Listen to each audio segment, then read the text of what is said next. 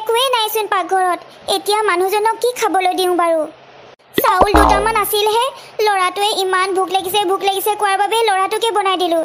সি নিমখৰ লগতে তেনেকেই ভাত খাই খেলি আছেগৈ। এতিয়া দেখো চাউলো নাই, দাইলো নাই। এতিয়া কি যে কৰোঁ নহয়, একো ভাবিয়ে পোৱা নাই। মোৰ ইমানেই ভোক লাগিছে যে পেটৰ নিগনিকেইটাই চটবটাই ঘূৰি ফুৰিছে। যোৱাকালি ৰাতিপুৱাই ভাত অকণমানে খাইছিলোঁ। তাৰপিছত চাউল নাই দাইল নাই বুলিয়ে যোৱাকালি ৰাতি নাখালোৱেই। এতিয়া জানো খাবলৈ পাম নে নাপাম, বৰ ভোক লাগিছেচোন মোৰ। হেৰি, পানী এগিলাচকে খাই লওক। আৰু পাকঘৰত ইমান খোৱা বস্তু বিচাৰিলোঁ, একোৱে নাপালোঁ। টেমাবোৰত একো বস্তুৱে নাই, সকলো টেমা খালী খালী হৈ আছে। আৰু আপুনিয়ে কেৱল ভোকত থকা নাই, ময়ো ভোকত আছোঁ, ল'ৰাটোও ভোকত আছে।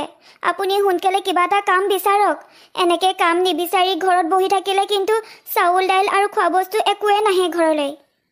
আৰু জানেনে, ময়ো দুই এঘৰ মানুহৰ ঘৰত কাম বিচাৰি গৈছিলোঁ, নোযোৱা নহয়।